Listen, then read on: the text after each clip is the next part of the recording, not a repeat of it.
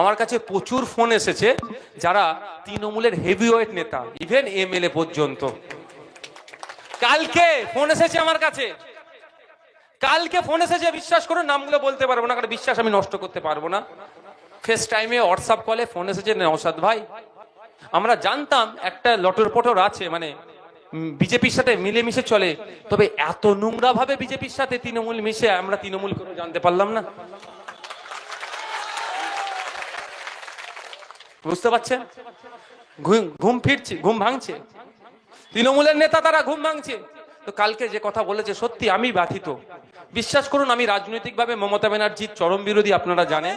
যে এই মর্মে সহজ ভাবে বলছি, এই সংবিধান বহির্ভূত আইনটা আমাদের রাজ্যে আমরা লাগু হতে দেব না, টোটাল এই আইনটা প্রত্যাহার করা হোক, এই মর্মে একটা রেজুলেশন পাস হবে আর সুপ্রিম কোর্টে মামলা হবে।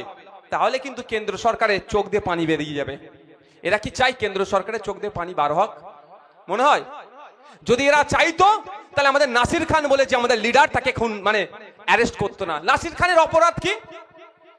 যারা আমাদের মানুষজনের উপর আক্রমণ করলো তাদেরকে নিয়ে থানায় নিয়ে গিয়ে এফআইআর করিয়েছে।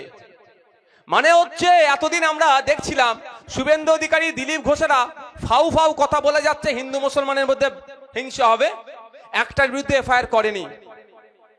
যখন এফআইআর করতে শুরু করছে আমরা পাবলিক, আইএসএফ করতে শুরু করছে, তখন আইএসএফ এর লিডারকে আটকাচ্ছে। মানে বুঝতে পারছেন মমতা ব্যানার্জি চাইছে এই ধরনের সাম্প্রদায়িক কথা বলুক। সাম্প্রদায়িক যত কথা বলবে মুসলমানরা ভয় পেয়ে যাবে, তৃণমূলের কোলে উঠে বসবে, আর এই দীঘার জগন্নাথ যে ধাম করেছে বা মন্দির করেছে ওইটা দেখিয়ে হিন্দু ভোট কিছু নেবে, আবার ক্ষমতায় থাকবে, চুরি করবে, এই কাজ। এবার আপনারা বুঝুন আমরা কোন জায়গায় দাঁড়িয়ে আছি। কটা বাজে? আপনাদের বুঝতে হবে, একটু আপনাদের বুঝতে হবে আমরা কোন জায়গাটায় দাঁড়িয়ে আছি। কারা কারা আমরা প্রার্থী হয়েছে এখানে, কারা আছে? পরিবর্তন করে একটা নতুন আইন নিয়ে এসেছে, অনেক কিছু বাদ দিয়েছে। কি কি বাদ দিয়েছে তার প্রথম কথা হচ্ছে সেকশন 107।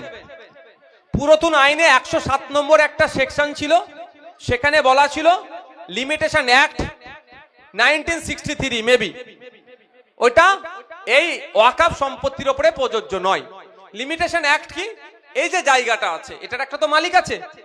কেউ যদি 12 বছর এখানে বসবাস করে ফেলে, মালিক থাকার পরও যে 12 বছর বসবাস করছে তার সত্তার হচ্ছে, তার এই সত্তার একটা মালিক হয়ে গেল, তাহলে একে জোর করলেও তুলতে পারবে না। এতদিন পর্যন্ত ওয়াকফ আইনের ক্ষেত্রেও ছিল যে 12 বছর কেন 22 বছর যদি ওয়াকফ সম্পত্তির উপরে আপনি বসেন, চাইলে ওয়াকফ বোর্ড আপনাকে তুলে দিতে পারবে, আপনি এটার জন্য ক্লেম করতে পারবেন না। এটা কি শুধু ওয়াকফ সম্পত্তির জন্য প্রযোজ্য ছিল?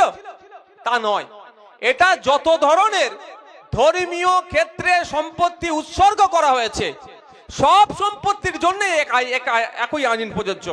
আপনাদের এখান থেকে তো কাছাকাছি গঙ্গাসাগর কপিল মুনির আশ্রম, তাই তো? কপিল মুনির আশ্রমের যে সম্পত্তি আছে তারও আইন আছে। সেই আইনে বলা আছে ওই আশ্রমের সম্পত্তিতে 12 বছর কেন, কেউ 22 বছর বা দখল করে রাখলেও সে তার সত্তার মালিক হতে পারবে না, সে ক্লেম করতে পারবে না, সেটাকে ক্ষমতায় নিতে পারবে না। কিন্তু মোদিজি মুসলমান মহিলাদের জন্য নাকি ভালো চাইছে, মুসলিম বিধবাদের জন্য নাকি খুব তিনি চিন্তিত, মুসলিম গরিব ছেলে মেয়েদের জন্য নাকি তিনি খুব চিন্তিত, এসে তিনি আইনটা তুলে নিলেন। অর্থাৎ